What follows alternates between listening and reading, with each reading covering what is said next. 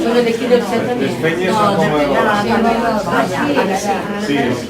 No, de sí, una feña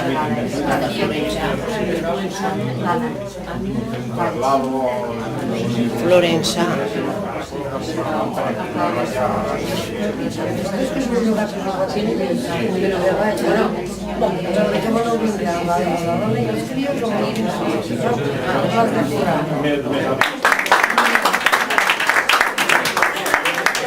El silencio, ¿no? A ver, aprovechamos para deciros 4 cositas que hay que decir sobre el local, ya que cada vez se está estabilizando el local. Veis que cada semana ahora ya tenemos sillas y poquito a poco nos estamos estabilizando. Entonces, lo que os quería decir más importante de este local es un local que no sé si algunos habéis visto, que es muy largo. Tiene otra sala como esta allá abajo, tiene muchos despachos, tiene cocina, tiene habitaciones, tiene despachos con camas para hacer masajes. Y todo esto lo digo porque este local, la propietaria, que se llama Chusa, ahora no me acuerdo el apellido, hoy no está, o sea, estamos aquí, nos ha dejado la llave. Este local es para nosotros, o sea, es una persona del grupo, como decía yo, Ana, es como si fuera Ana o si fuera otro. Deciros que hemos acordado con Chusa, porque no queremos que la ley del karma nos pegue, hemos acordado que le pagaremos 120 euros cada mes, pero sale a 6 euros al día. 6 euros al día, un local como este está muy bien, ¿no? Y esto lo hemos acordado pues porque queremos que también le salga bien a ella, ¿no? Porque ya tiene un alquiler y bueno, pues 120 euros también le irán muy bien, ¿no? Entonces pues nosotros a final de mes le daremos 120 euros y unas velitas, nos ha pedido unas velitas y ya está. Y podemos utilizar el local siempre y cuando estemos de acuerdo con él, O sea que la persona que quiera tener la primera experiencia de terapeuta, de fisioterapia, yo lo que sé, lo que quiera hacer, pues aquí puede tener la primera experiencia. Solamente tiene que hablar con Chusa y a quedar con el día y la hora y hacerlo, ¿vale? Bueno, ya veis que la cosa cada día va más, ¿no? ¿Sí? Cada día tenemos más facilidades que nos están ayudando. No os quiero hablar de los congresos del amor, porque esto ya es una flipada. Hay 19 ciudades interconectadas, América, Argentina, México, bueno, Cuba, y luego España, pues Sevilla, Madrid, ahora se ha incorporado Zaragoza, Barcelona, por supuesto, son los que están más fuertes, los de Barcelona. Y bueno, es un congreso que será interconectado a través de Skype, y en Skype estaremos todos. Lo más importante del congreso que es que llegue al máximo número de personas posibles. ¿Cómo lo haremos? A través de los medios de comunicación, que son los que se dedican a esto. O sea, ¿qué es lo más importante del congreso? El 7 del 7 del 7. ¿Y por qué es lunes? Porque a las 10 habrá una gran rueda de prensa llena de periodistas con sus cámaras para recibir cuál es el manifiesto oficial de los congresos. O sea, entre todos los congresos se creará un manifiesto como el que os he dicho yo ahora, con un poco de cariño, todo funciona mejor y se mandará al mundo. O sea, todos los congresos reunidos han acordado que la frase de este año es esta, ¿no?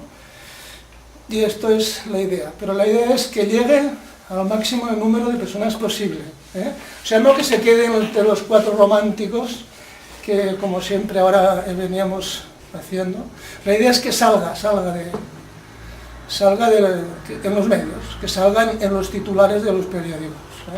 Es una simple frase, pero la frase estará muy trabajada, porque si ahora hay 19 ciudades, imaginaros el 7 del 7 del 7, que no va a ser un día normal, porque nada menos hay una alineación planetaria, un inicio de un nuevo ciclo, bueno, sería para dar una conferencia, es un día muy muy especial. El Boeing 777 que han secuestrado tiene que ver ya con el inicio de este ciclo. Los habitantes no están muertos, están bien, están bien vivos y coleando, están comiendo buena comida. Y bueno, no me extiendo más porque hoy tenemos que hablar de algo muy importante, que es de la nueva mística. El corazón, o sea, el corazón de la nueva mística.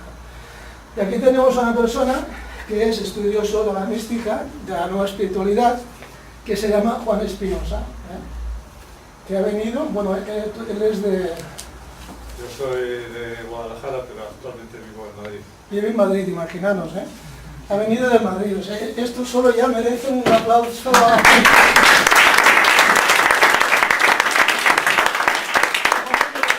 Juan Espinosa, de Madrid, Guadalajara. Bueno, muchas gracias. Estamos como en familia. Entonces, hoy vamos a hablar de la experiencia espiritual, de la experiencia mística y también de la experiencia, de esas experiencias que tienen que ver con la inmortalidad. Es decir, todo, pocas teorías y hablemos de experiencias. Ese es el intento, a ver si sale bien. ¿Sí? Entonces, bueno, primero muchas gracias al Centro Espiritual de Lleida, a Pau, a Julián, a todos los que han organizado esta oportunidad de que podemos intercambiar y hablar de estas cosas que nos parecen tan importantes, ¿no? Hace como unos 13 años emprendí un camino personal, espiritual, trabajando internamente todos los días, y al poco de empezar ese trabajo me pregunté cómo hicieron los espirituales y los místicos de otros tiempos. Así inicié la lectura y luego, por acumulación de la lectura, empezaron a convertirse eso en estudios. Por mis manos pasaron no solo los fundadores de religiones o corrientes espirituales importantes como Buda, Lao Tse, Mahavira, Zoroastro, Mahoma y otros, sino también aquellos ya olvidados como los cultos de Isis, los misterios de Eleusis, Orfeo, etc. Y además muchos de los que dentro de las grandes corrientes despuntaron, iluminando el camino de los demás.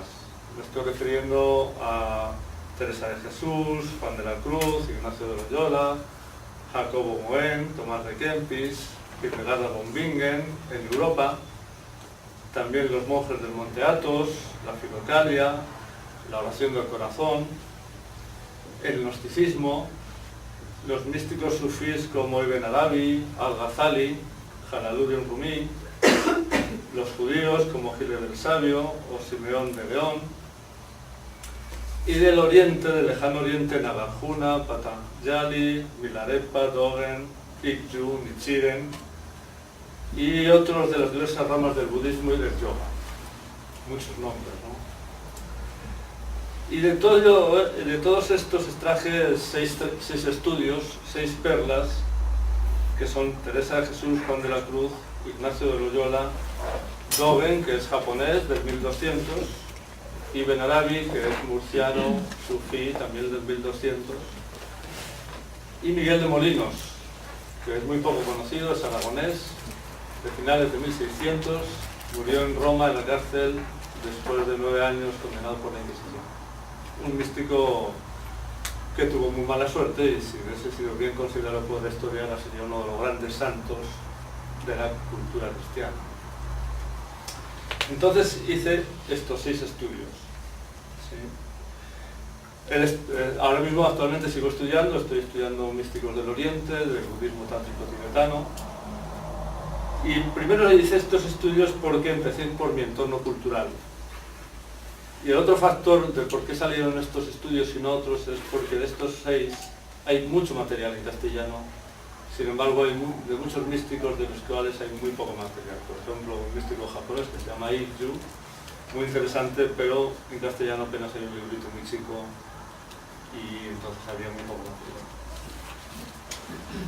En estos estudios siempre he buscado lo mismo: el relato de sus experiencias espirituales y los procedimientos que utilizaban para conseguir estas experiencias. Y el punto de vista que veo interesante para comprender no es un punto de vista analítico, teórico, ni teológico, ni intelectual. Desde luego que hace falta reflexionar sobre sus experiencias, ¿sí?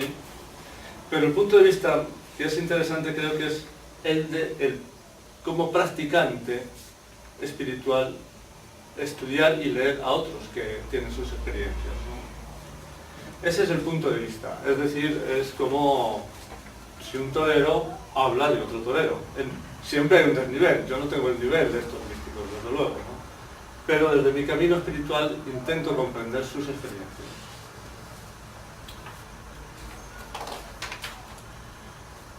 Y además se aplica un sistema de comprensión del psiquismo, que es el dado por Silo en su libro Apuntes de Psicología. En este libro Silo presenta un esquema nuevo y claro sobre el funcionamiento de la conciencia humana, que ya está siendo usado y valorado en las nuevas corrientes psicológicas, que ahora estas corrientes psicológicas empiezan a considerar a lo existencial como la base para entender la estructura de la mente, cosa que está pasando en los últimos 20 años. Hasta entonces la psicología miraba la mente humana de una manera muy fría y objetal y no tenía en cuenta lo existencial.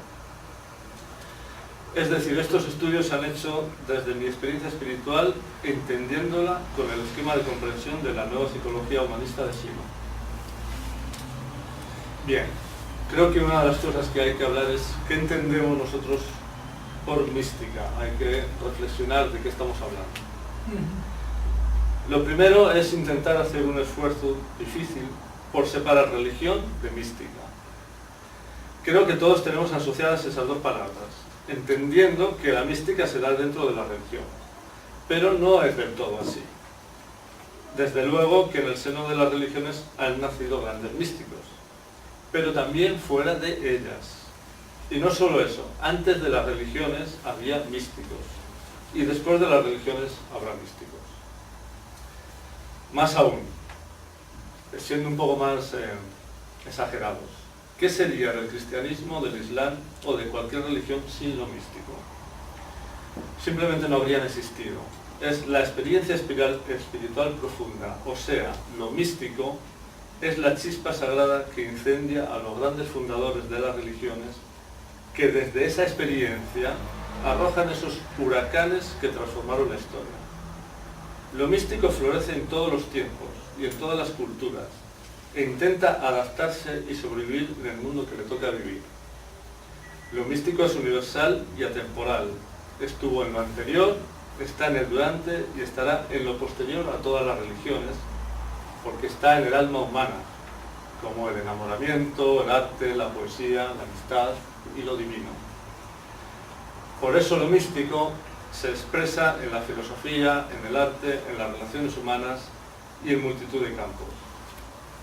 Además, fuera de las religiones, como en el chamanismo o el budismo, que no hay que confundir con una religión porque no lo es, el budismo no es una religión, ellos son expertos en producir experiencias místicas, estáticas, por ejemplo, accediendo al nirvana. Entonces, ¿qué es la mística? ¿De qué estamos hablando? Vamos a utilizar una definición de este místico, que es Miguel de Molinos, que ha sido un poco maltratado por la historia. Su libro, que se titula Guía Espiritual, escrito a finales de 1600, empieza así. La ciencia mística no es de ingenio, sino de experiencia. No es inventada, sino probada. No leída, sino recibida. Y es así segurísima y eficaz, de grande ayuda y colmado fruto. No entra la ciencia mística en el alma por los oídos, ni por la continua lección de los libros, sino por la liberal infusión del Divino Espíritu, cuya gracia se comunica con regaladísima intimidad a los sencillos y pequeños.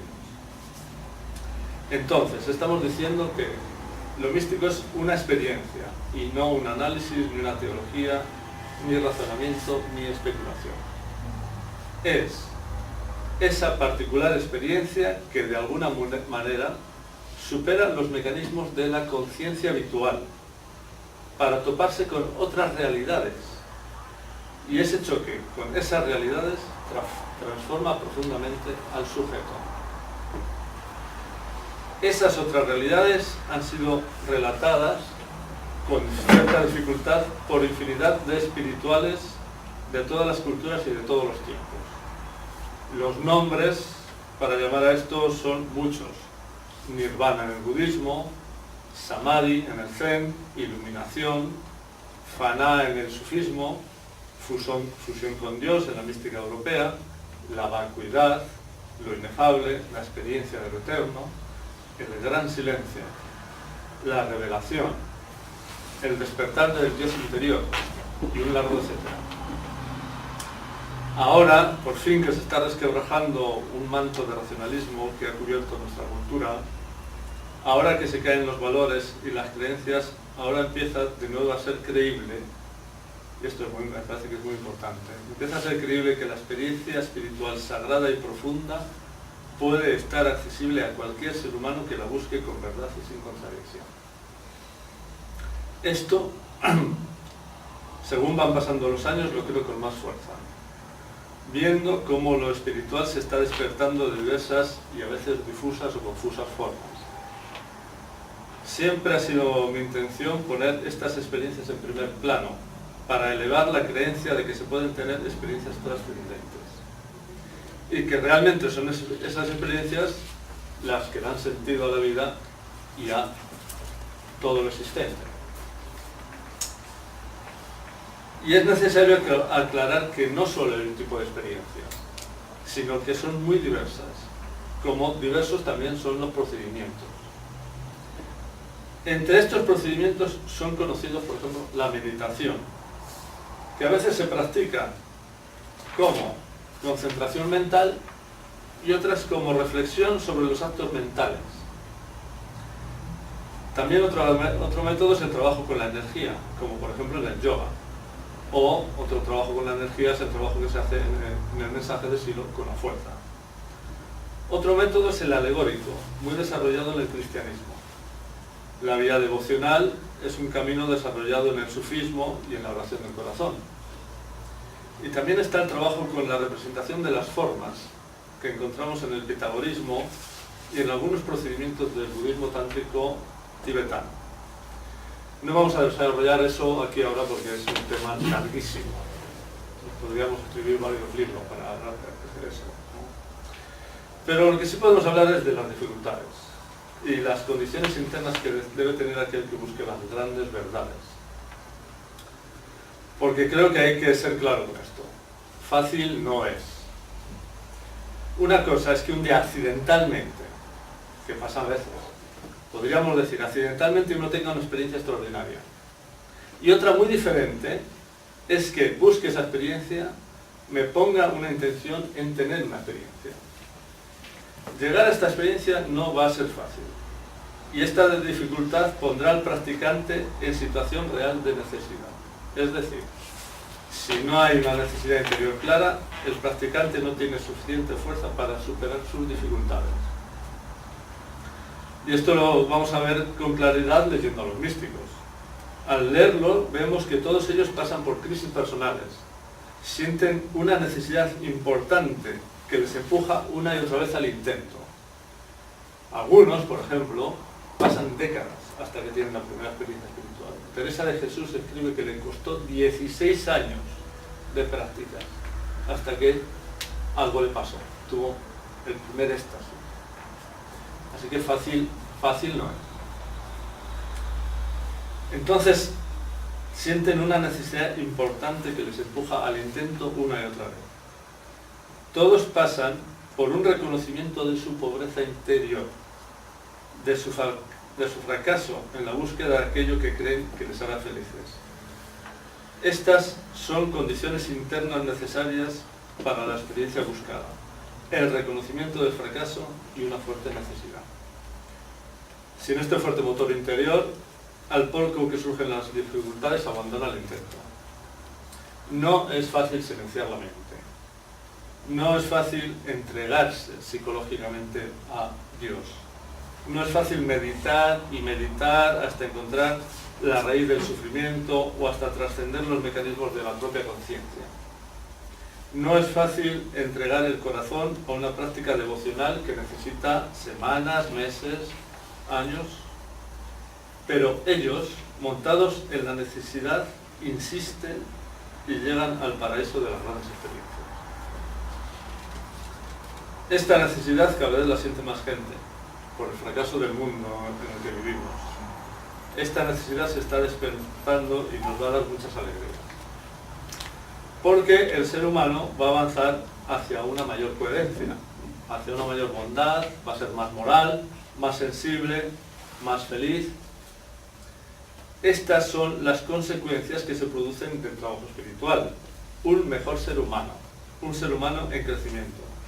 Y no hay por qué entender que un ser humano en crecimiento es más engreído, más afirmado, más personaje. Es justo lo contrario. Un ser humano en crecimiento es de perfil bajo, es más humilde, tiene menos ego.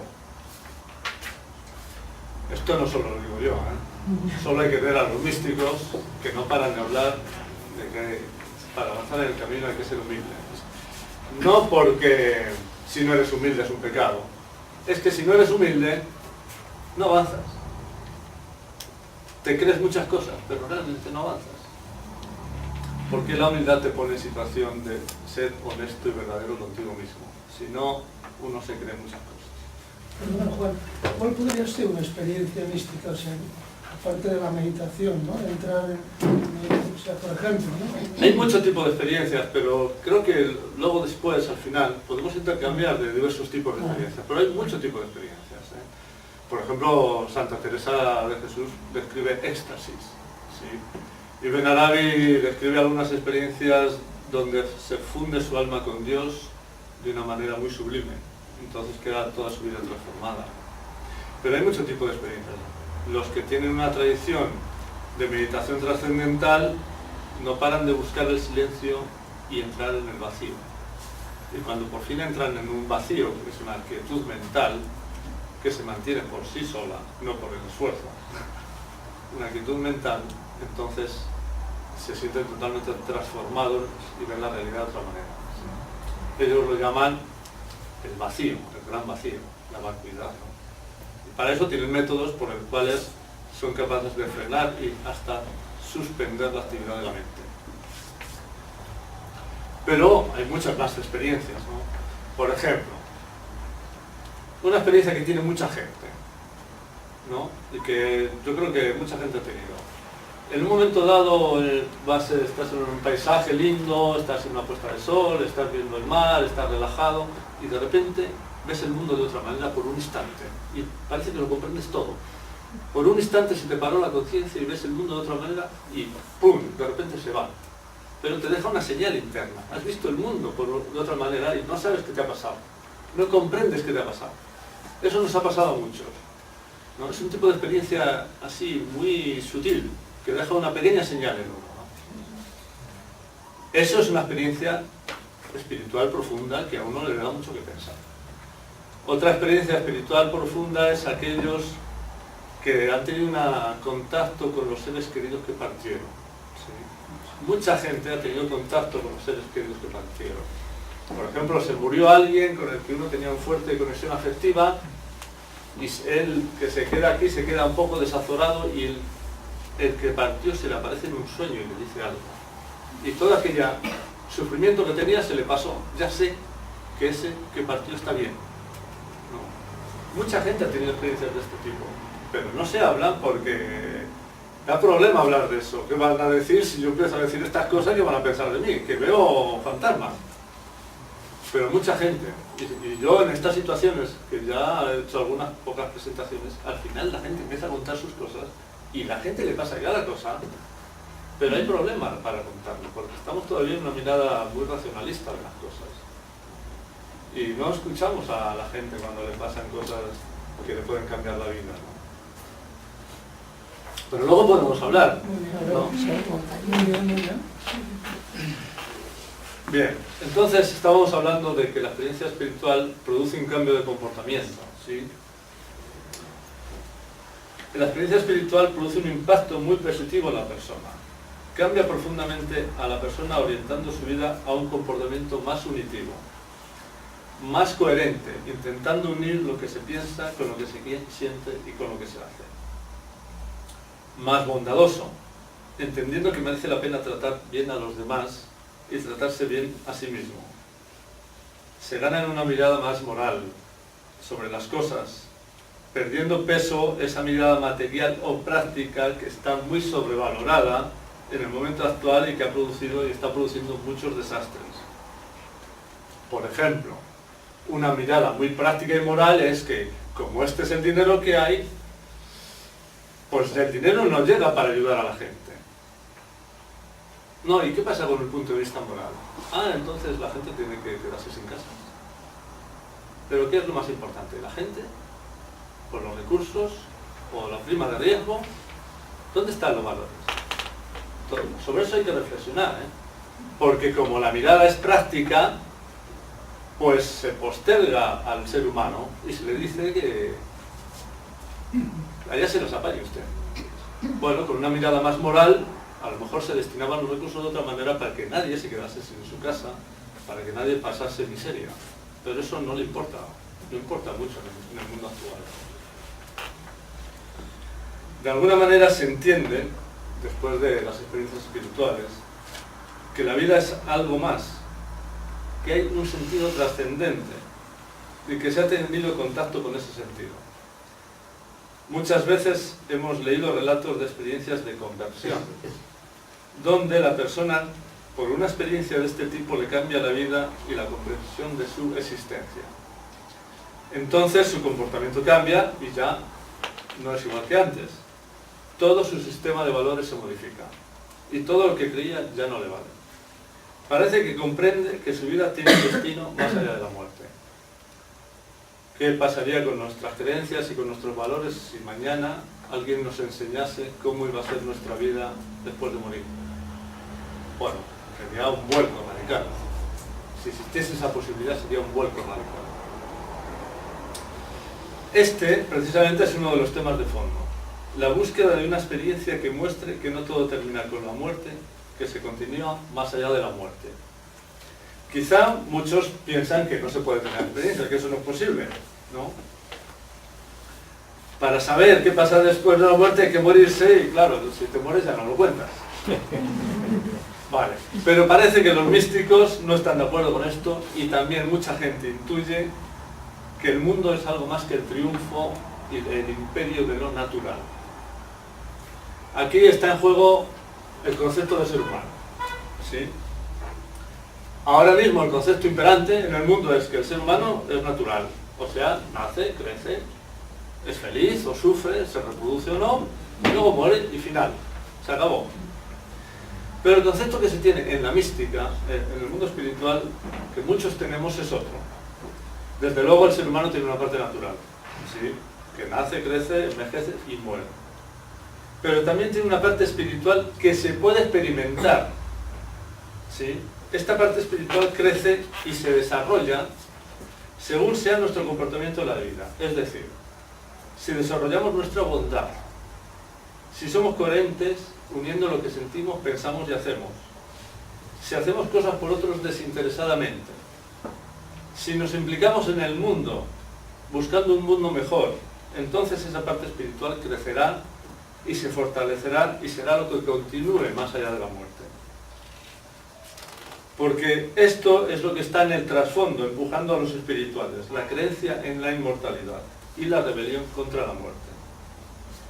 Pero ahora estamos en un momento histórico en el que no se cree en esto. Sobre todo en Occidente, no se cree en esto. Pero no siempre ha sido así. En Occidente, desde el final del Renacimiento, se posó una capa de racionalismo que ahora se está rompiendo, se está desbordando, que ha alejado a la gente de su parte espiritual y que ha traído muchos problemas, porque el racionalismo no ha sido capaz de dar respuesta a los temas centrales de la vida cotidiana, de la vida humana. Por ejemplo, cómo se hace para superar el sufrimiento mental, cómo se encuentra el sentido de la vida, qué pasa con la muerte, qué es el amor. Esas cosas el racionalismo no se apaña con eso, no vale con eso. En otras épocas, lo místico o lo espiritual estaba en la atmósfera social. Si no, ¿de dónde se cree que salen los místicos? no nacen del aire, sino que surgen de una atmósfera social fuertemente ambientada en lo espiritual. Es decir, no nos lo han contado en la historia, pero estos grandes místicos que han surgido en todos los momentos de la historia, no es que fuesen bichos raros, es que la gente estaba en esos temas. Hemos encontrado diversos momentos en la historia en donde lo espiritual estaba en la calle, donde las personas practicaban y buscaban experiencias y se arremolinaban alrededor de aquel que avanzaba en el camino. Algunos de estos momentos son, por ejemplo, el Japón del siglo XIII, en el cual proliferan los monasterios llamados dojos, en los que aparecen un ramillete brillante de grandes místicos, entre los que destaca Dogen, que ya lo he mencionado.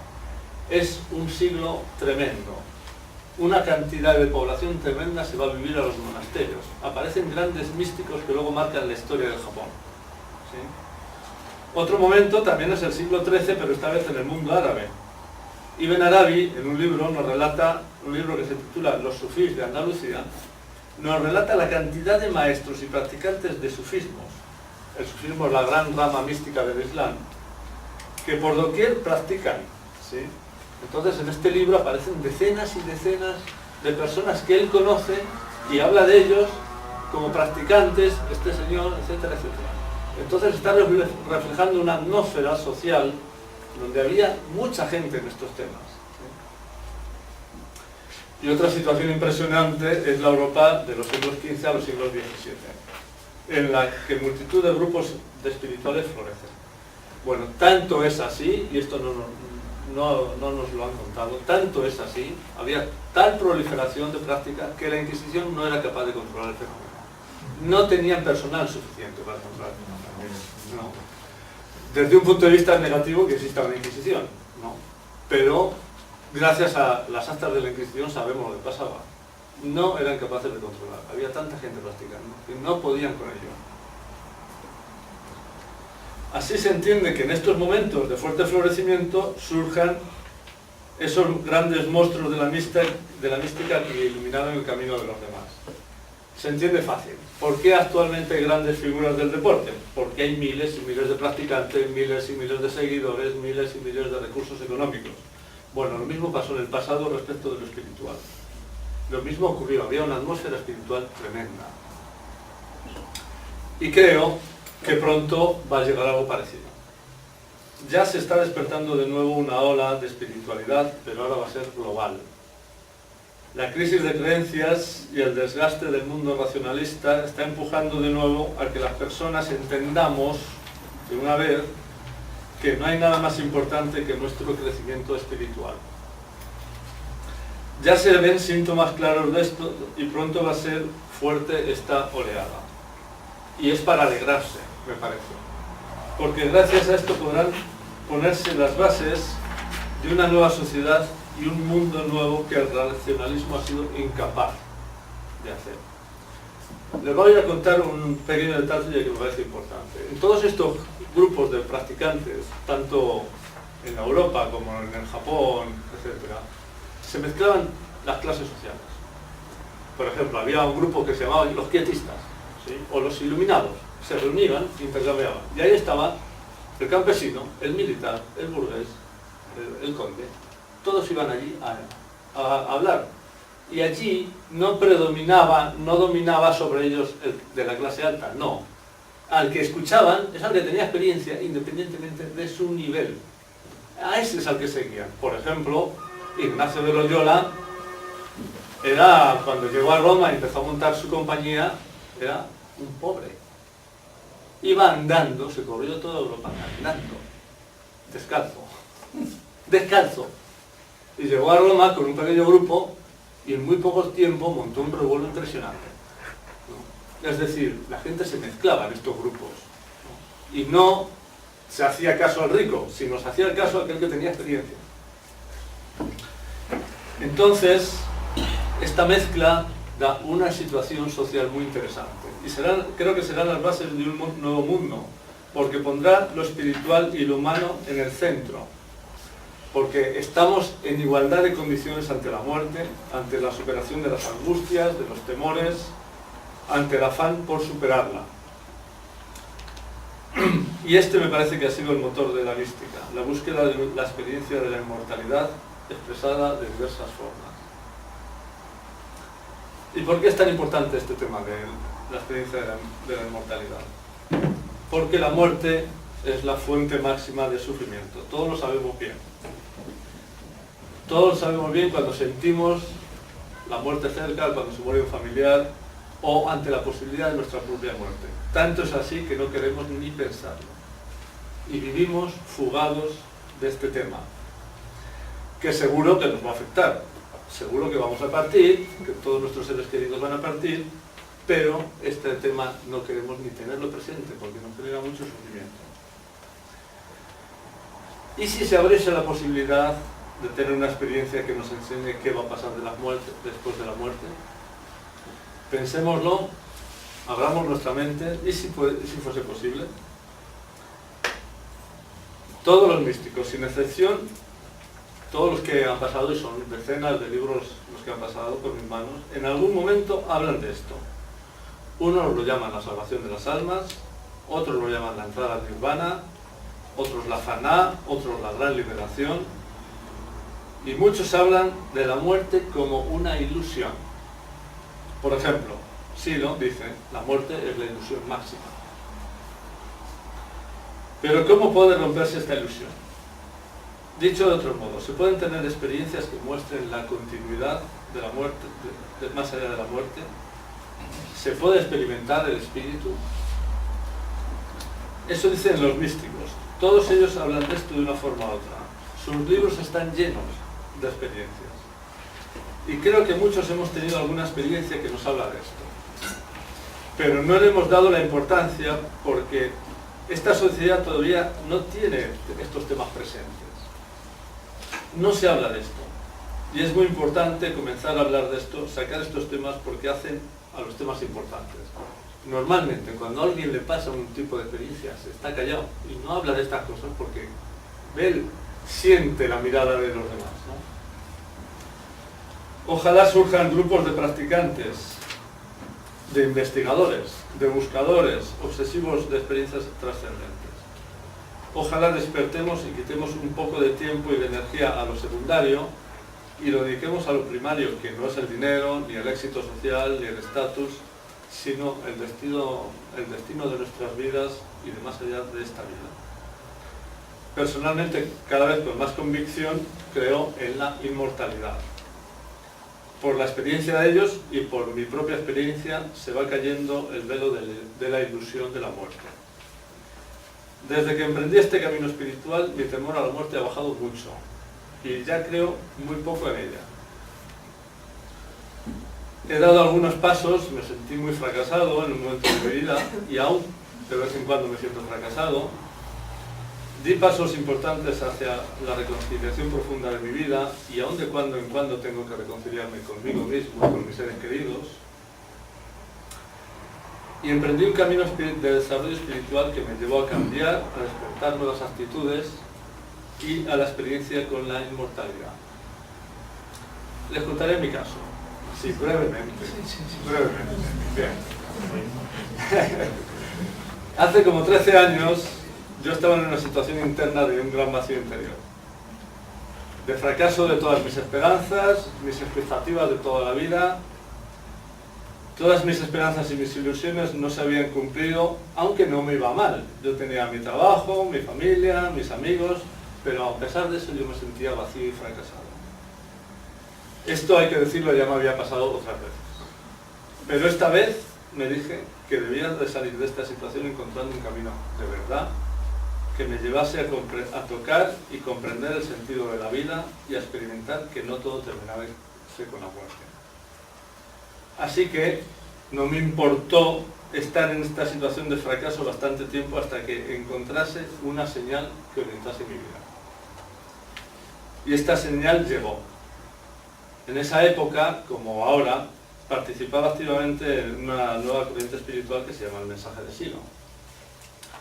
Una nueva espiritualidad sin ritos, sin discriminaciones, sin templos, sin dogmas, sin sacerdotes, sin jerarquías, sin dinero. Una espiritualidad sencilla y profunda. Así que un día en un retiro de 4 días en el que estábamos trabajando con la energía, con la fuerza, tuve una pequeña experiencia de energía circulando por mi cuerpo. Algo muy sutil y ligero, ¿sí? Pero para mí esta fue la señal que me dijo que la vida no tenía sentido si no atendía a mi parte espiritual, si no hacía trabajo interno. Esto fue lo que dio sentido a mi vida, el trabajo interno diario. Desde entonces trabajé cada día en lo espiritual. Gracias a ese trabajo humilde y sencillo, he tenido algunas experiencias por las que le puedo decir que he visto que no todo termina con la muerte. Que he experimentado la continuidad de la vida trascendente. Y eso me impactó y me llenó de una alegría y una profunda paz que es muy difícil transmitir. ¿Sí? También me es muy difícil transmitir mi agradecimiento a Siro por su mensaje, sus procedimientos, que me puso en el camino del crecimiento interior y de la experiencia y de la plenitud. En nosotros, en el ser humano, hay algo sagrado, hay algo inmortal. El contacto con esto, esa experiencia con lo profundo, es capaz de transformarnos hondamente y reorientar nuestra vida. Creo que se está acercando el momento de un despertar personal y social. Un viento espiritual, un huracán, como ya vino en otros momentos de la historia, barrerá el planeta y terminará con este materialismo absurdo y vacío, con este racionalismo plano y gris, con esta violencia sin fin. De lo profundo del ser humano brotará esa bondad, que como riada barrerá con la crueldad y la insensibilidad. Y se posará un sedimento más humano y compasivo desde el que brotará una nueva civilización. Este camino ya se ha enseñado otras veces, pero ahora de nuevo da señales en el mundo. Muchos estamos dando algunos pasos y lo que nos queda por recorrer es mayor de lo poco recorrido. Pero en nuestra experiencia, tenemos experiencia de que hay un camino espiritual que nos saca del sufrimiento, que nos lleva a la reconciliación profunda, que vamos creciendo y vamos cambiando profundamente, y eso nos acerca a la experiencia y nos acerca a la inmortalidad. Bueno, nada más. Muchas gracias.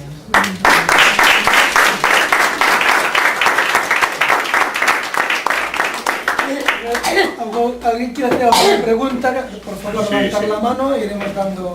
No, yo quería preguntarte, vi un vídeo que tú comentabas lo del Arnold Toynbee, el historiador, ¿no? Sí. ¿Podrías comentarlo?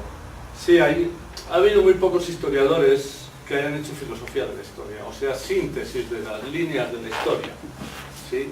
Este es Arnold Toynbee, inglés, y entonces en un momento dado se pregunta quiénes son las personas que han aportado cosas más interesantes a la historia, si son los artistas, si son los militares, si son los inventores, si son los políticos, los reyes. Y dicen, no, las personas que más han cambiado y producido mayor impacto histórico son los espirituales y los místicos, porque han hecho un comportamiento más moral en la gente y porque han sido capaces de darle la vuelta a las culturas. Por ejemplo, hay muchos ejemplos. Buda se pone a describir un camino en la India y unos siglos después el budismo está extendido por toda Asia, cambiando la cultura radicalmente hablando, cambiando el sistema de valores. Lo mismo pasa con Mahoma, ¿no? Se pone a dar voces en el desierto y medio planeta se gira en 100 años al maometismo. Eso es una fuerza terrible, una fuerza incontenible. ¿Sí? Para bien o para mal, porque a veces también se han hecho grandes maldades con eso. Ha habido expansiones espirituales por la vía de la violencia, también, sí, sin duda. Pero hay que reconocer que cuando un místico se ha levantado y se ha puesto a decir, ha producido grandes cambios en el mundo más que cualquier otra fuerza. Y eso lo dice Toynbee en una síntesis, una reflexión. Más preguntas, venga, aprovecharos. Yo pienso que el problema es que la religión siempre ha intentado controlar mucho, ¿no?, el movimiento místico. Es como que los místicos molestaban un poco, ¿no? Es como que la religión siempre ha querido controlar la sociedad y todo. Y entonces cuando una persona empezaba a tener experiencias así un poco que se salían de la corriente o de lo que establecía la religión, pues como que incomodaba un poco, ¿no? Y entonces, yo creo que se ha hecho poco caso en general, ¿no? Los místicos. Tú dices que ha cambiado mucho, pero Sí, la sí. religión siempre ha controlado todo. El cristianismo sobre todo ha sido así, no otras religiones no tanto, pero el cristianismo a través de esa herramienta tan terrible que es la Inquisición ha controlado y ha creado muchos problemas con ese tema. Sobre todo básicamente porque si una persona directamente, él solo, puede tener experiencias con Dios, aquí hay problemas para mucha gente.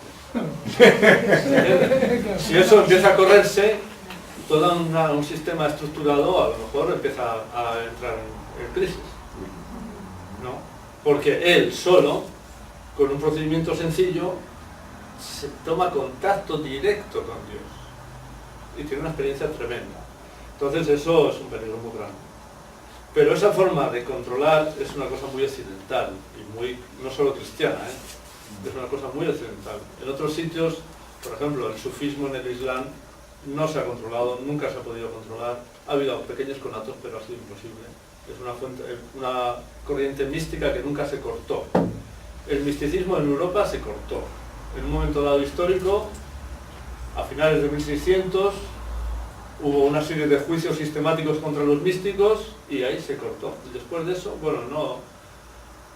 estudiando, por ejemplo, el mayor historiador de la mística occidental es un italiano que se llama Emile Zola, y lo dice así, abiertamente. El misticismo en Europa termina a finales de 1600 por dos cosas. Primero, porque viene el racionalismo, y segundo, porque la Inquisición finalmente secciona la rama mística del cristianismo, y eso ha sido muy malo para Europa y muy malo para el cristianismo, también hay que decirlo, que se ha vaciado, ¿no? Sí. Debido a eso de historia no puedo hablar. No puedo hablar de lo que se ha hecho, si lo estás diciendo tú, realmente me lo creo. Sin embargo, cuando leo algo sobre el cristianismo, sobre el mensaje de Jesús, lo que más me ha quedado es que la experiencia con Dios es única, intransferible. Eso es lo que más me ha quedado. Yo sí he sido educada en un colegio de monjas y a mí me decían, oye, a Dios le hablas de tú a tú, no necesitas a nadie para hablar con él. La experiencia que tengas con Dios es única y es tuya. Que después esas experiencias se cortan porque está mal visto por el racionalismo, ahí no voy a entrar. Sin embargo, en lo profundo de las religiones, el misticismo es imposible de cortar. O sea, la prueba es que es imposible de cortar porque está. Esa es la prueba. Que haya gente que quiera cortar está muy bien, pero es imposible de cortar. La experiencia con Dios es única, intransferible y es imposible de seguir. Es que ahora tú puedes, ahora la gente puede hacer lo que quiere, ahora, pero hace 50 años la gente no podía hacer lo que quería. Si yo, por ejemplo, hace 50 años hubiese dicho que no estoy de acuerdo con el obispo de tal, bueno, yo tengo un problema gravísimo.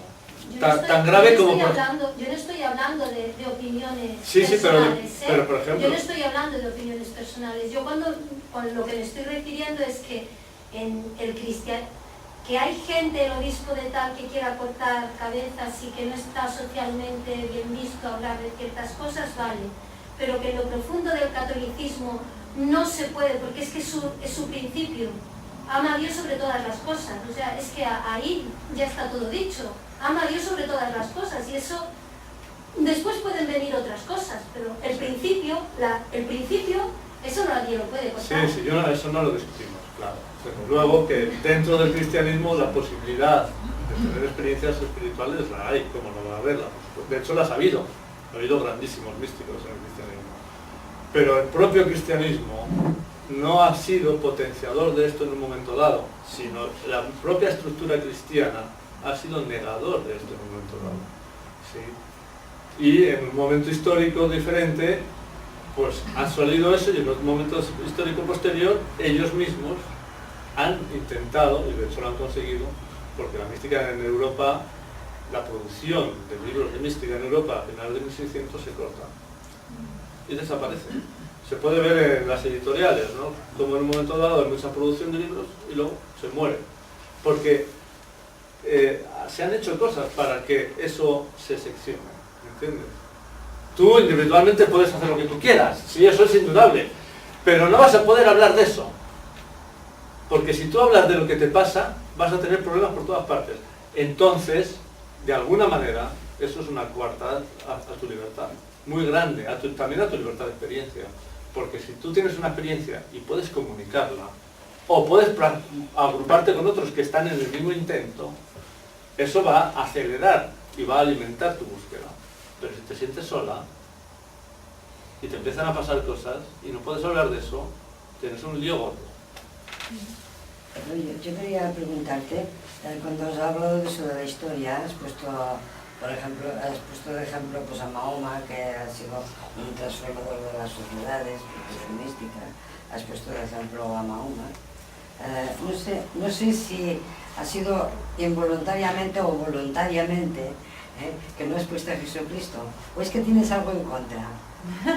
No, yo tengo unas raíces cristianas y no estoy en contra de Cristo. A ver, ¿a ti te parece que Jesucristo también hizo una aportación semejante a Mahoma, o semejante a No, yo creo que el cristianismo fue... No te pregunto por el cristianismo, te pregunto por Jesucristo. Bien, yo te voy a contestar, sí. Primero, yo creo que el cristianismo hizo un impacto histórico muy interesante en la historia en un primer momento. ¿Sí? Ahora, creo que es también un momento donde hay que conversar y empezar a ver la figura histórica de Jesucristo. ¿Sí? Porque hay serias dudas sobre eso. Es decir, esto no se comunica. Hasta principios del 300, es decir, hasta principios del siglo IV, los grandes padres del cristianismo decían: Jesucristo se puede entender de una manera, decían unos, es una figura histórica.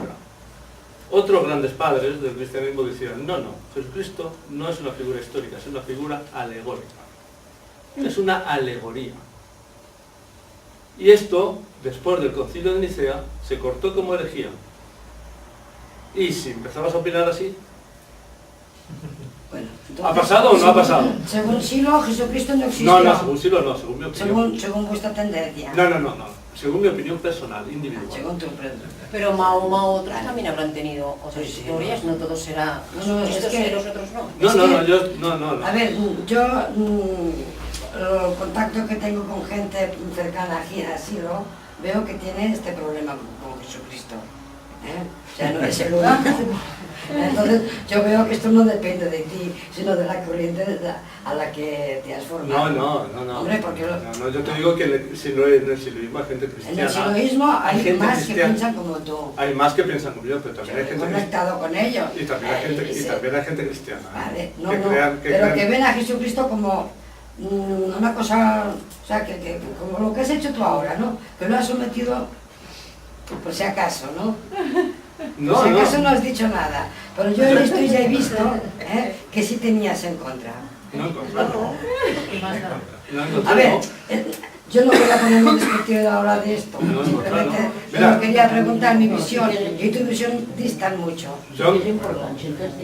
Mira, mi visión, por ejemplo, mi visión es que... Si tú vieses el análisis del cristianismo según la óptica que yo lo tengo, no hablarías como hablas, hablarías de otra manera, porque mi análisis es otro. Bien, cada cual tiene su análisis. Yo no he venido ahora aquí... Es una cuestión de respetarnos. Cada cual tiene su Yo no he análisis. venido aquí a ver la óptica para el mejor. Pero no tengo nada en contra del cristianismo, claramente. Bueno, yo voy a decir una opinión mía. Hay dos clases de inteligencia, la negra y la blanca. O sea, la blanca es la del alma, la del interior, y la negra y blanca es la de las religiones. O sea, toda religión se quiere adueñar de la blanca, que la tenemos todo. Y todos, y así, o sea, para dominar. Pero ahora que somos más libres, podemos entender que la blanca es la que tiene que dominar, que es la inteligencia del alma, del ser. Lo demás son programas mentales. Una religión es un programa mental que te hace vivir en aquel programa, y es un negocio y un sistema de vida. Y todas, no solo una. Todas las religiones. Todas. O todas las El alma no religiones, tiene todas. religión, ni tiene maldad, ni tiene egoísmo. O sea, es lo interior, de la libertad, del propio ser, es mirarse adentro y salir. ¿No? Sí. Entonces es contemplar el mundo y no machacarlo. Sí, muy bien. ¿Estás de acuerdo? Ramón, Josep, perdón. Josep.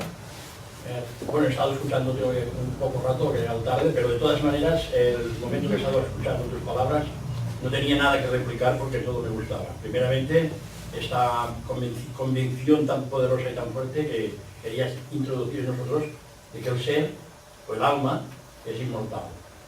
Claro, hay momentos que se rozan una vibración muy alta, que puedes sentir esas plenitudes. Y sé que hay lazos y lazos. Y lazos que tienen muchas vibraciones, pero la verdadera amistad, el verdadero compañerismo, las cosas profundas que se han vivido con toda la intensidad, pasan más allá del cuerpo. De esa forma, ese traje que tenemos, que se desprende, y al final solo queda el recuerdo maravilloso de que somos alma. Sí, yo estoy de acuerdo, En este aspecto te aplaudo. Yo estoy de acuerdo con él. Has sido muy Más valiente, lo has sabido exponer.